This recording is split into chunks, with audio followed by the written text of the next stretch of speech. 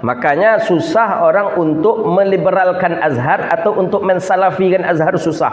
Karena sudah tertanam cara metode Ahlus Sunnah wal Jamaah itu ke dalam universitasnya. Dulu metode seperti ini metode di pondok-pondok, tapi metode pondok itu tuh adanya di universitas yang itu sudah dikembangkan di Universitas Al-Azhar. Mesti mengkaji tauhid. Tauhid ini siapa yang dipakai? Oh, Ahlus Sunnah wal Jamaah. Siapa? Abi Hasan Asy'ari, Abi Mansur Al-Maturidi. Oh, bertasawuf, tasawufnya siapa? Dua saja tokoh tasawuf, Imam Ghazali atau Imam Junaid. Begitu dia.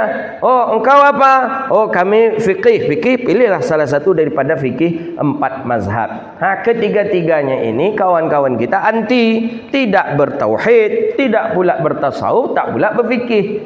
Makanya susah mereka untuk masuk ke dalam universitas itu.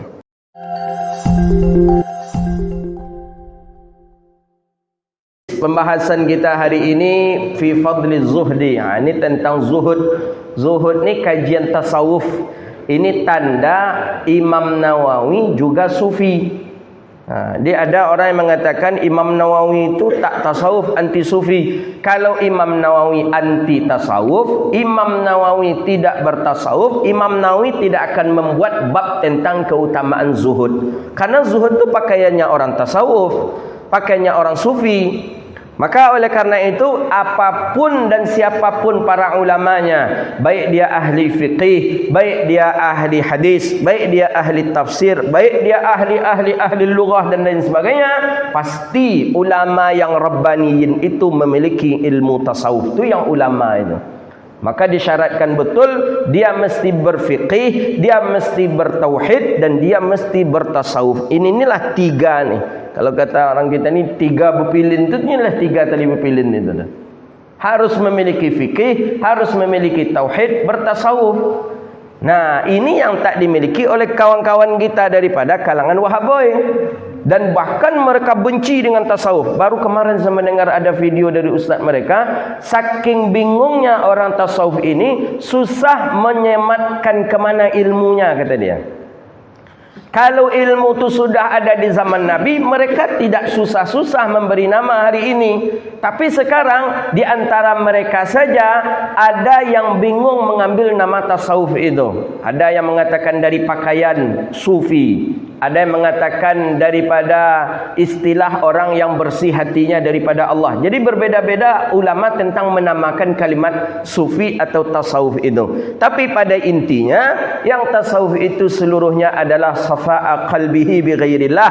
Orang tadi bersih hatinya daripada selain daripada Allah. Yang ada di hatinya cuman Allah. Itulah orang sufi. Jadi bukan berarti sufi yang menari-nari sambil berzikir, bukan itu saja. Ada kadang orang yang tidak dia menari-nari tapi sufi. Jadi pada intinya siapa orang sufi itu? Orang yang hatinya bersih daripada selain daripada Allah. Tidak ada di dalam hatinya cuman Allah saja yang ada, tidak ada yang lain. Maka zuhud, wara, apalagi tidak ada hasad, sum'ah, apalagi itu daripada jiwanya orang-orang tasawuf. Jadi kalau begitu Imam Nawawi anti tasawuf, kata orang umpamanya, bawa saja kitab Riyadhus Shalihin, berikan ke dia. Ni kitab apa? Kitab hadis Riyadhus Shalihin. Yang menyusun siapa? Imam Nawawi. Imam Nawawi memuatkan di situ babuz zuhud, bab tentang keutamaan zuhud. Berarti Imam Nawawi juga bertasawuf. Imam Nawawi banyak menukilkan pendapat Imam Ghazali. Bayangkan Imam Ghazali, orang-orang dari kalangan Salafi, Wahabi mengatakan Imam Ghazali ini tak faham hadis. Tapi Imam Nawawi justru banyak memakai pendapat-pendapat Imam Al-Ghazali rahimahullah. Buka kitab Majmu' Syarah Muhazzab, buka daripada kitab At-Tibyan. Ada juga ungkapan-ungkapan qala al-hujjatul Islam, berkata hujjatul Islam. Siapa hujjatul Islam itu? Itulah Imam Al-Ghazali rahimahullahu ta'ala. Jadi fadluz zuhdi, tentang keutamaan zuhud fid dunia, di dunia, dan menyedikitkan daripadanya dunia, dan keutamaan fakir. Itu judul yang dibuat oleh Imam An-Nawawi. Kira-kira menyedikitkan kita sibuk dengan dunia itu metodenya orang tasawuf atau tidak? Betul dia tasawuf. Maka oleh karena itu kajian kami malam tadi Minhajul Abidin yang ditulis oleh Imam Ghazali itu, musuh dalam ibadah kan 4 dia. Kemarin sudah kita sebutkan, ada dunia, ada makhluk, ada nafsu, ada syaitan. Ini penghalang kita ibadah. Yang keempat-empatnya ini bisa kita lawan dengan ada pula cara melawannya. Itu malam tadi yang diajarkan oleh Imam Al-Ghazali. Bisa kita mengalahkan dunia, bisa kita mengalahkan makhluk, bisa kita mengalahkan syaitan, tapi kita tidak bisa membunuh atau menghabisi daripada nafsu. Maka oleh karena itu, musuh yang paling berat itu kata Imam Ghazali adalah nafsu. Jadi nafsu musuh yang terberat itu. Nafsu tak bisa kita bunuh dia. Kita bunuh nafsu, tentu kita pula yang mati. Nafsu itu ada di diri. Jadi kata Imam Ghazali, kita tak bisa terpisah daripada nafsu, tapi nafsu bisa kita didik. Itu dia, nafsu bisa kita didik dan bisa kita ajak nafsu ini kompromi untuk dekat kepada Allah, kata Imam Ghazali. Buktinya nikah. Nikah itu kan dengan adanya nafsu itu. Kalau ada orang mengatakan dia tak bernafsu dengan bini, dan ustaz katanya berarti itu nak normal tu. Nafsu tu. Kita makan nafsu tak? Nafsu. Itulah salah satu nafsu yang membawa kita kepada kebaikan. Maka Imam Ghazali membagi nafsu tu ada 7 dia. Ada 7. Baru yang kita baca itu ada 4. Nafsu amaratun bisu, nafsul lawamah, nafsu amarah, nafsu lawamah, nafsu amarah, nafsu mutmainnah. Satu lagi lawamah, nafsul lawamah. Jadi nafsu ini ada yang memang membawa kita, kalau kita didik dia bisa membawa kita kepada kebaikan. Itu dia. Maka oleh karena itu dunia adalah bagian daripada penghalang kita untuk ibadah kepada Allah Subhanahu wa taala. Maka kata Imam Ghazali, kalau engkau ingin ibadah engkau terasa nikmat, ibadah engkau terasa lezat, kata Imam Ghazali, at-tajarrud 'anid dunya, maka pisahkanlah dirimu daripada dunia. Asingkan diri kita daripada dunia dulu. Kita akan merasakan kenikmatan dalam ibadah. Tapi kalau kita ada dunia sambil beribadah, bahkan sambil berjalan dunia dengan ibadah, kita tak akan menikmati rasa lezat dalam beribadah. Contoh. Ketika baca Quran tapi sambil megang handphone. Awak baca Quran ya je tapi handphone di tangannya. Atau handphone yang ada di Quran. Dunia kan termasuk dunia ni. Handphone kan termasuk dunia. Baca Quran. Saya yakin tidak akan terasa nikmat ketika handphone kita jauhkan, kemudian Quran kita baca. Pasti lebih jauh rasa nikmat itu ketika membaca Quran yang handphone yang dunia ni sedang jauh. Kenapa? Tak ada lagi mendengar WhatsApp masuk, tak ada lagi mendengar Facebook masuk, Messenger masuk dan lain sebagainya. Tapi kalau seandainya membaca Quran yang tertulis di handphone, baca Qurannya bekal 5 minit, masuk pesan WA. Kan nampak nanti tu, masuk pesan WA. Kalau membaca WA tu bekal tak terasa lah setengah jam aja. Setengah jam mata capek, akhirnya selesai. Padahal baca Quran baru 5 minit. Ini tak terasa nikmat beribadah. Tak terasa lezatnya ibadah itu, tak terasa. Maka oleh karena itu, kalau ingin terasa nikmatnya beribadah, kata Imam Ghazali, at-tajarrud 'anid dunya, mesti kita memisahkan diri kita daripada dunia untuk sejenak. Makanya orang bersuluk, berkhalwat tu tak boleh bawa handphone. Sudah saya sampaikan kemarin ini. Handphone kan dunia. Kalau handphone masuk ke dalam kelambu, takkan ada cerita berzikir lagi. Takkan ada. Susah. Macam mana kita nak berzikir. Masuk juga pesan WhatsApp. Itu untunglah. Untung tak dibuka pula nanti Facebook lah. Menengok Facebook pula dalam kelambu. Jadi kan yang mana yang sudah pernah masuk ke dunia suluk, nikmat suluk itu lezat betul. Coba 10 hari saja boleh coba, terasa nikmat. Tapi betul-betul dunia ni tinggalkan. Handphone tinggalkan dulu makan handphone dunia. Tapi kalau memasukkan dunia ni dalam ibadah, takkan terasa nikmat. Hampa rasanya. Tak usah jauh contoh lagi. Tadi sudah Quran. Mana contoh lagi? Kita contohkan di dalam kehidupan rumah tangga kita. Rumah tangga kita, handphone, bini megang handphone, laki megang handphone. Memegang handphone, saling pegang handphone. Nancip mengarah ke barat, nancip mengarah ke timur. Bila berjumpa di meja makan, itu pun sambil menengok handphone juga. Sambil makan tengok handphone juga. Rusak rumah tangga dengan masuknya dunia ke dalam bilik tempat tidur kita. Maka oleh karena itu, hati-hati. Dunia, ini kan bagian daripada dunia ni, akan menghalangi engkau mendapatkan kenikmatan ibadah kepada Allah. Begitu kata Imam Al-Ghazali rahimahullahu ta'ala. Jadi kalau begitu bagaimana? Maka jadikan dunia ini cukup dengan sekedarnya saja. Ala ma yakfik, ya, sesuai dengan kadarnya saja dunia itu. Begitu menurut Imam Al-Ghazali rahimahullahu ta'ala. Qala, ayat dimulai. Jadi zuhud itu bukan berarti meninggalkan makan. Nah, ini ada orang yang salah menterjemahkan zuhud, meninggalkan makan, tidak mandi, tidak berpakaian bagus. Anggapan mereka itu zuhud. Enggak, itu salah juga itu. Bukan itu yang zuhud. Bukan seperti itu yang zuhud. Tapi yang zuhud itu mensedikitkan daripada bermegah-megah di dunia, dikhawatirkan kita akan lupa dengan akhirat. Itu yang zuhud. Bukan berarti nak makan, nak nium mandi. Tak pun nak nium mandi beberapa hari, kalau 7 hari. Dia pun nak mandi. Oh, zuhud, akhi, zuhud. Nak boleh mandi. Mandi itu ingin dipuji orang, kita tak tu, lodan namanya.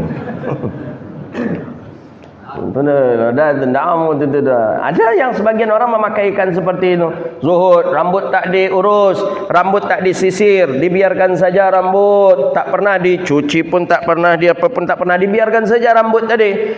Jadi dibiarkan saja. Jadi ditanya, ini rambut tak disisir, tak diminyak atau macam mana ni? Oh tak perlu, tu dunia tu akhi, aku tak cinta dunia, aku ni dah mulai ke akhirat lah. Zuhud, tak nak mudah itu dah. Bukan itu makna zuhud. Ingat kita isteri daripada Abi Darda. Isteri Abi Darda tak diurusnya badannya, rambut tak disisir, bedak pun tak dipakai, berlipstik pun tidak. Isteri sahabat Nabi Abu Darda, jadi pakaian-pakaian dah lusuh. Nah, datang keluarganya, dia tanya, ya Umma Abu Darda, isteri Abi Darda, kenapa ini? Kenapa engkau kan perempuan cantik, engkau perempuan mulia, kenapa engkau tak berdandan? Pakailah pakaian yang agak bagus, pakaian yang disetrika. Begitulah dia, sisirlah rambutmu, beri minyak, pakailah bedak. Itu anjuran daripada keluarga dia. Dijawab langsung oleh sang isteri daripada sahabat Nabi Abi Darda radhiyallahu an. Katanya, untuk apa aku berdandan? Untuk apa aku memakai bedaknya, lipstiknya? Untuk apa aku menyisir rambut sedangkan Abi Darda tidak ada waktu lagi untukku? Kata dia, kenapa tak ada lagi waktu Abu Darda? Nah, Abu Darda yashtaghiluna billah. Abu Darda dia sibuk dengan Allah. Malam dia dengan tahajudnya, tidak tidur-tidur. Nanti siang dia puasa. Malam tahajud, siang puasa. Bila ke pasal baju inilah. Jangankan untuk mendekati, untuk berjumpa saya susah. Siang puasa, malam nanti tahajud ibadah. Setiap hari itu yang dilakukan oleh suamiku. Tak ada lagi keinginannya untuk menggauliku, untuk mendekati aku. Untuk apa aku berdandan? Kata Umma Abi Darda, kata istrinya Abu Darda. Mengadulah keluarga ini kepada Rasulullah sallallahu alaihi wasallam. Abu Darda, betul-betul ya Rasulullah, betul-betul dia ingin dekat betul dengan Allah. Kenapa? Di malam harinya dia tahajud, di siang harinya dia puasa. Waktu untuk istrinya tak ada, sehingga istrinya pun tidak lagi berpakaian-pakaian yang cantik, indah, tidaklah memakai lipstik dan lain sebagainya. Kata baginda Nabi SAW kepada Abi Darda, aku, kata Rasulullah, sebaik-baik manusia dari golongan kamu, kata Rasulullah. Kan memang khairun nas, ya, ahsanun nas huwa Rasulullah. Sebaik-baik manusia adalah Rasulullah. Kata Nabi, sebaik-baik manusia, semulia-mulia manusia dari golongan kalian adalah aku, kata Rasulullah. Wa ana asum wa aftir. Aku ni puasa dan aku berbuka. Kata Nabi, wa ana naimun wastaiqadh. Aku ini tidur dan aku pun juga bangun. Wa atazawwajun nisa, dan aku pun mengawini perempuan, menikahi wanita, dan aku pun punya anak.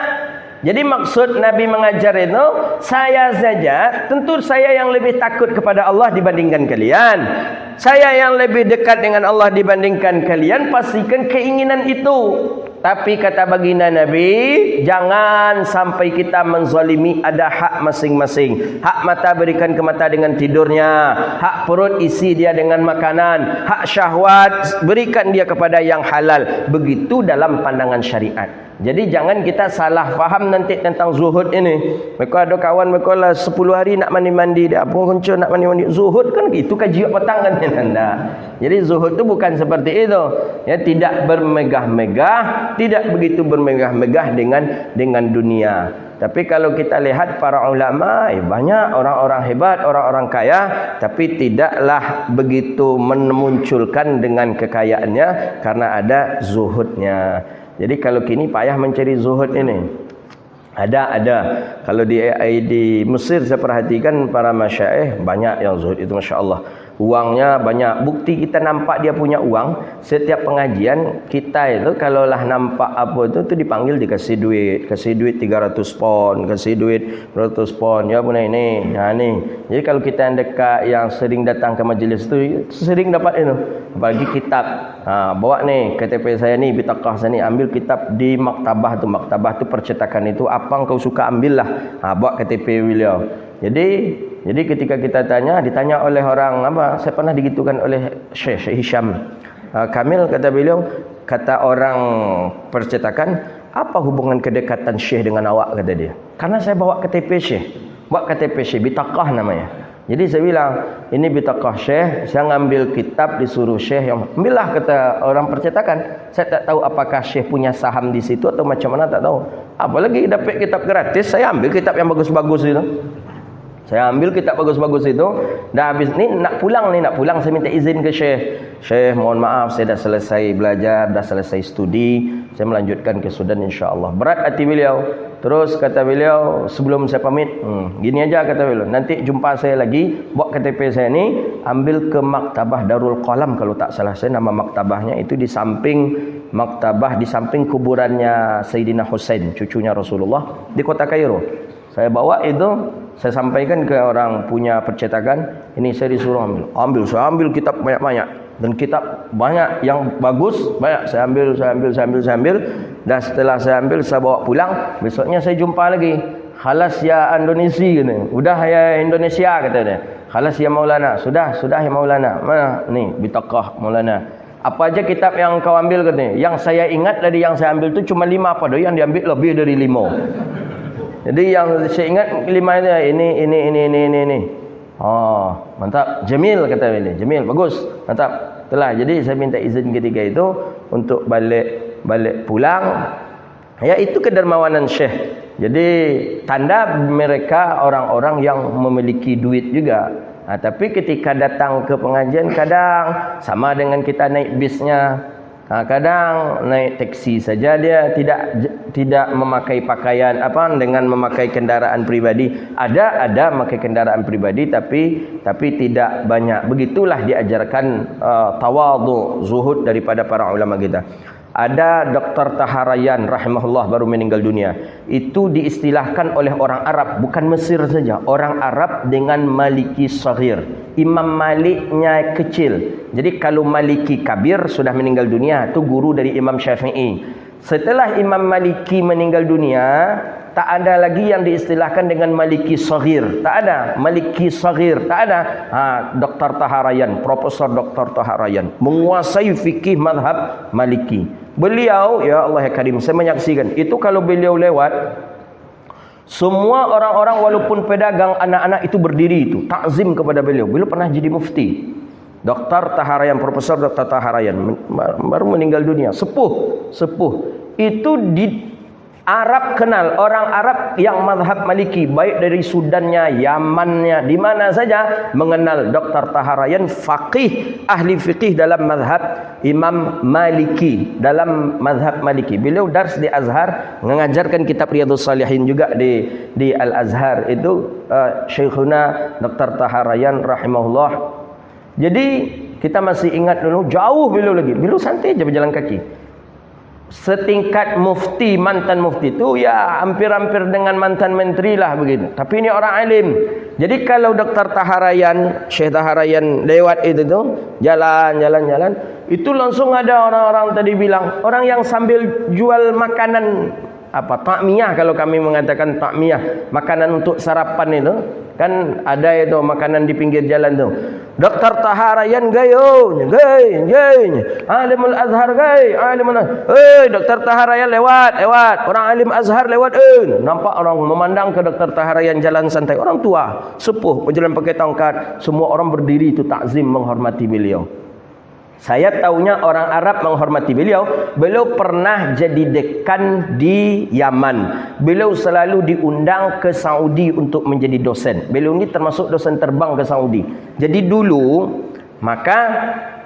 kenapa belum begitu banyak teman-teman kita yang balik dari Saudi menjadi Wahabi, apalagi khusus dari Madinah. Kenapa belum banyak dulu? Karena dulu itu yang mengajarkan ilmu syariat di Madinah, di Makkah itu diambil dari Azhar. Buktinya yang lama-lama balik itu siapa? Ustaz Mawardi. Nampak Ustaz Mawardi. Kemudian siapa lagi? Dr. Salim. Siapa lagi? Dr. Said Agil Munawar. Siapa lagi? Banyak ulama-ulama dahulu yang balik dari Makkah Madinah tidak menjadi Wahabi. Yang menjadi Wahabi kan yang balik baru-baru aja barunya. Yang balik baru-baru ini saja baru. Kenapa mereka kok beda antara generasi lama dengan generasi baru? Tanya Ustaz Mawardi. Karena guru. Ustaz Mawardi sendiri mengatakan, dulu yang mengajarkan kami fikih itu dari Al-Azhar. Yang mengajarkan kami tauhid dari Al-Azhar. Dari Azhar didatangkan. Itu tanda orang-orang Arab sendiri lemah dalam memiliki ilmu agama dulu. Tertinggal dia. Kinilah yang baru mulai muncul. Jadi sekarang dosen-dosen di Madinah, dosen-dosen di Saudi sudah banyak daripada orang asli Saudi. Itulah yang mulai mencetak generasi-generasi yang balik seperti hari ini. Jadi kata beliau, saya pun heran tak menjumpai saya di sana orang yang salat macam ni, yang salat mengangkang macam tu. Baru di Indonesia lah saya jumpai. Rupa yang kita jumpai itu pun orang yang baru ke sana, kata dia. Itu dia. Jadi alhamdulillah, summa alhamdulillah, kita di Al-Azhar memang dididik dengan betul bagaimana cara manhaj ulama yang dahulu mengkaji ilmu, begitulah diajarkan di Al-Azhar. Di Al-Azhar tu betul, engkau Syafi'i mazhab, mesti bermazhab. Jangan bilang, saya tak ada mazhab, nak kan ngicap kuliah di Azhar. Karena kalau kuliah di syariah, Fakultas Syariah itu ditanya dulu, mazhab engkau apa? Syafi'i. Berarti engkau ambil jurusan kau. Engkau mengambil kau mata kuliah. Engkau apa? Dari mana daerah? Kami daerah dari Afghanistan, umpama Pakistan. Mazhab Hanafi. Berarti ini mata kuliah yang kalian pakai. Kalian dari mana? Jazair, dari Tunisia, dari Sudan, dari Maroko. Kalian berarti mazhab Maliki. Ini pelajaran yang begitu di Al-Azhar sampai hari ini. Dan itu sudah berjalan berabad-abad. Makanya susah orang untuk meliberalkan Azhar atau untuk mensalafikan Azhar susah.